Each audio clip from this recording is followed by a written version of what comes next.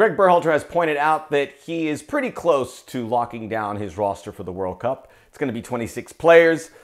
He said around 80% of the roster is determined. That's about 21 players. So the September camp will come and he will lock it down. He probably has the 26 guys figured out. You just got to see what happens, check out on injuries, see what's going on, and then take it from there. So I'm going to say this. As we wait for the announcement of the September rosters, which will happen this week, and then we wait for the final World Cup roster, which will be announced in October, this is the last time I'm going to really dwell on the last group of players. Players 21 through 26 that in all likelihood will not play, that are probably making it in there by a very, very small margin over a guy who might be 27 to 32. We're going to focus after this on how do we win games in Qatar. The matchups, who's going to start, who's going to play here, who's going to play here. It's so much more interesting, really. This is good for us to argue, and boy, do we argue. And social media is really a cesspool in many ways for some of these arguments, people that need us. So today on the Soccer OG, check out the Soccer OG podcast, where all podcasts are available. I'll be joined by Joe Lowry. Many of you will know a guy who really gets into the crux, the topics of the day. He knows a lot about the men's national team. We'll talk about that as well as what happened this past weekend in the world of soccer. Check out the past Soccer OG podcasts, where all podcasts are available. My entire library is up. Like and subscribe here, the Soccer OG under Max Bretos. By the way, no English Premier League games. And I didn't miss them at first, but I was going to sneeze. Sorry. I didn't miss them at first. I felt good. Didn't miss them at first, but by Sunday I certainly did. And we missed out on a lot of American players. So because there's no Premier League, I'm not going to have a top 5 this week. And it's probably best not to try and sit and eat up a couple precious hours trying to figure out who made this list, because there really weren't a lot of worthy guys. It's not going to be a real legit top 5. It's like, these are the guys who played, and, well, those are my only options. And also the Premier League situation. By the way, a lot of American players played well in the Champions League. Well, we had like 9-10 guys on rosters. Gio Reyna in particular, tremendous coming in. I think that was, for me, the bright spot without question. But even Serginho Dest getting a few minutes here and there. And a wide group of players, even in defeat, like Celtic playing the game that they did against the champs, and it's very exciting. But it also got me to thinking, and we talk about who's worthy to be on this squad, and outside of the Champions League, it's been really rough, right? It's been really rough as we've had Christian Pulisic in his situation with Chelsea, Gio Reyna, hot and cold. They're very cautious with him there. Serginho Dest not playing at Barcelona. Weston McKennie having a howler this weekend. Luca de la Torre, after getting some minutes for Celta, not getting off the bench this past weekend as they got smashed by Atletico Madrid. And obviously the stoppage in the Premier League, but even Leeds. And Yunus Musa took a little step back, but he would probably be a top 3 guy if I did a list. I'm very confident with him, and I meant to check out the video about Musa, because I think he is headed to being our most important player at the World Cup. I'll tell you why on that video. And we look at some of this situation. We have like a core of 5 or 6 players. There's a lot of Americans playing in Europe. There is a lot. But there's some players in MLS that could easily be in that same boat of these guys playing in Belgium or the Netherlands, or maybe in some in Germany or in Scotland. They're in MLS because they're making a good living. Walker Zimmerman, Aaron Long, Jesus Ferreira make really good money in Major League Soccer. So why give that up? All 3 of those guys could play in Europe easily. I think Jesus Ferreira could play for a very good team. So when we judge this, we really look at, this is an exciting new era. I've been talking about it ad nauseum, certainly on this channel. But when you look at it, it's like 5 or 6 guys that are above the cut that we look at and say, these are the game changers. Everyone else has been a nice story, but there's not a huge gap. I'm being perfectly honest here. We're looking at the 5 or 6 guys that have changed it. That list is going to grow, but it's not bigger than that number. at this moment. So it makes the World Cup selection a little harder down the list, but I think at the top, which has got to be huge relief for Greg Berhalter. So I know I have the number of 20 players that are in, which leaves 6 guys fighting, or 6 spots for all the guys fighting to make that World Cup roster. And it's everyone at this point, right? So I'm going to go over the guys I think are in.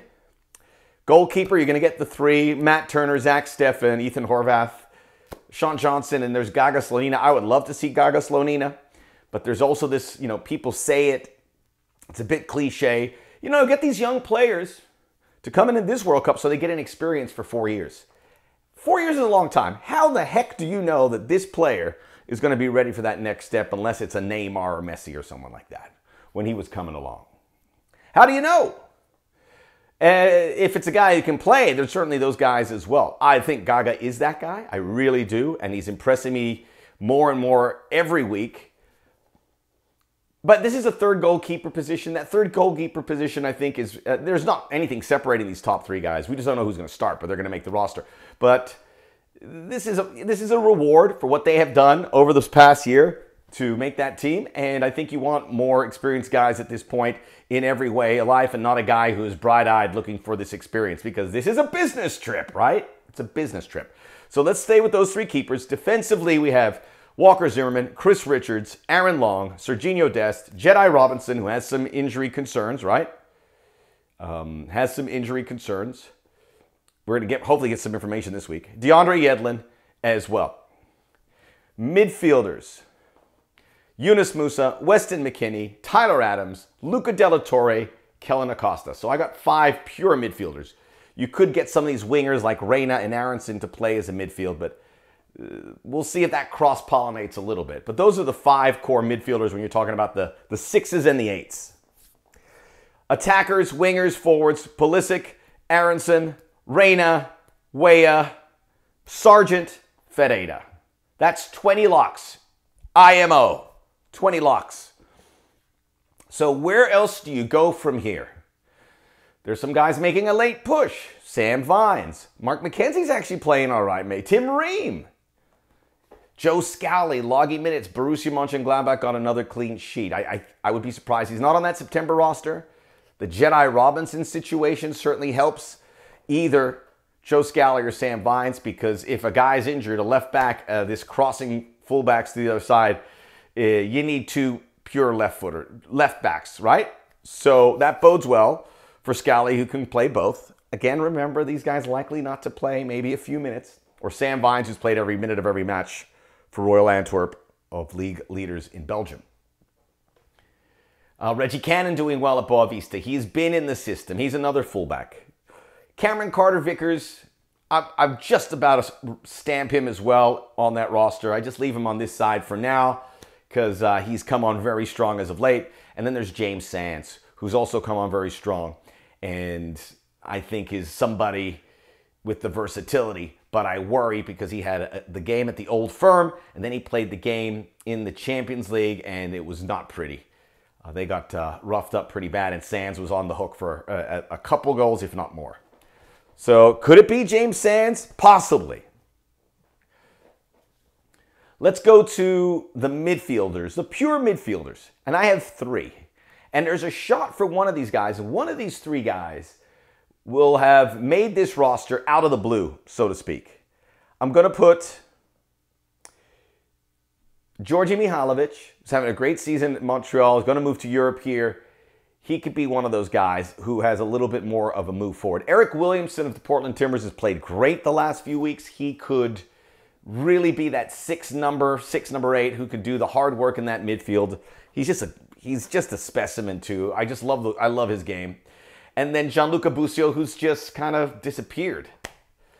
Those 3 guys, none of them might make it, but I do believe there's room for one more lower-lying midfielder on this roster, in addition to midfielders that could be classified like Reyna and Aronson. Attackers. This is the most interesting part, right? So I've put it down. So I had the 20 players. I've given you 5 defenders, 3 midfielders, and I'm going to give you 6 attackers. So I have 14 players battling for those 6 spots. Jordan Pefok, regular at Union Berlin. It's cooled off a bit, but he deserves it. He certainly deserves it with what he's played. But it depends. Do you give him the chance over Haji Wright, who's been performing as well? There's not room for both of them. And then Brandon Vasquez, we put him on here. I think it's just too late for him, although there's nobody in the player pool quite like him. I'll put in Ricardo Pepi. I didn't put him in here. He did get an assist for Groningen in his Eredivisie debut.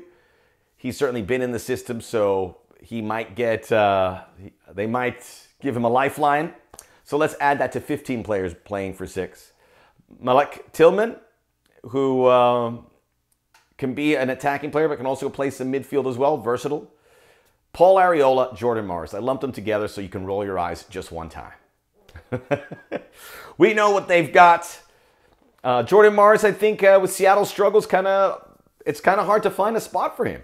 Ariola, Greg Berhalter loves him. I think in a 20-minute stretch, I like to have a Paul Ariola out there for stretching the field because he can do that. And he can play a high press pretty well, which a lot of these guys, I think Brendan Aronson could do it, but not many as well as Ariola. He's a workhorse. Technically, he's not on the level of other guys, but you need a wide variety. Again, it's not the best 26 players.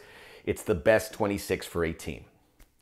So there you have it. 15 guys for 6 spots. 15 guys for 6 spots. Here are my 6. I'm actually going to have 7 because I'm taking an easy way out on one of the selections.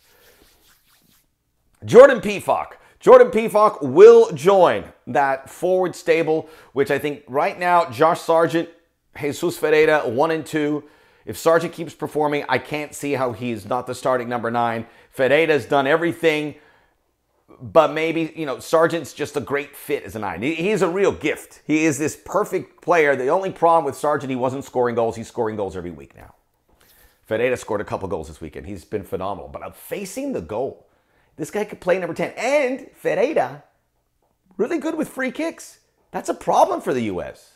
That's a problem. We have great targets in the area. Zimmerman and Long and McKennie. But we need someone to play it in, and Pulisic hasn't been doing it. You have Kellen Acosta, but he's not going to be on the field. So maybe Jesus Ferreira can take some free kicks too. Makes him valuable as a starter and also as a roster player. Pefok in. Cameron Carter-Vickers, I felt really bad about putting him outside that 20. He's done all the right things. He's playing Champions League football. He is sturdy. And he could play some minutes. When you look at the center backs, it's going to be Zimmerman, Richards, even though Zimmerman's not been playing great, and then Aaron Long. Those are the guys. I know it may not be ideal for all you guys out there. It's too late for Tim Ream, and James Sands may make it as a fringe player. Of the center backs, McKenzie, Eric Palmer-Brown, I just don't see it. But Cameron Carter-Vickers becomes that 4th center back in the mix. Paul Ariola, we know he's going to make it. First of all, it'd be really cruel to not bring him in here at this stage. Because of the trust that Greg Berhalter has it, that's important. And because he has been here for the duration. Even when it was bad, when it got good, he has been there. So Paul Ariola makes the team as well. Malik Tillman, in. Could be that extra forward. There's so many players in front of him. So it is a little bit counterproductive to include a guy like this, who I just don't see playing at all, but coming on strong. And if you want to fit a guy who's a young player that you want to build for 2026, maybe Tillman is it. He gets in there. I'm going with Eric Williamson, which would be a shot in the dark, really, because he's been injured. He's just come back. It's more of a necessity to have that extra midfielder. He can make a difference. And this is a guy who has a European future as well. So Eric Williamson would be my big surprise. That's 25 players. The 26th player is either Joe Scally or Sam Vines. One of them will make it. I just don't know which one to pick. I've been impressed with both of them. Scally, we put him in there because he starts for Mönchengladbach. But that's it. When you watch the Mönchengladbach games, he doesn't distinguish himself. Vines does. Granted, it's the Belgian league. Scally is he's in there. Coach loves him. He's playing ahead of guys that are highly regarded. But when you watch the games, he plays it pretty safe. They don't put a heavy load on him. Sam Vines, they do. And I've only watched a couple Royal Antwerp games, but that's what I've seen. So there you go. Jordan Pefok, Cameron Carter-Vickers, Paul Ariola, Scally Vines, Williamson, Tillman are your 6, and that is your team. I'm going to check back on this and see how many I got correct. I bet you I got at least 24 right. The Soccer OG. Like and subscribe. Check out the Soccer OG podcast, where all podcasts are available. This is the fun time. Let's go.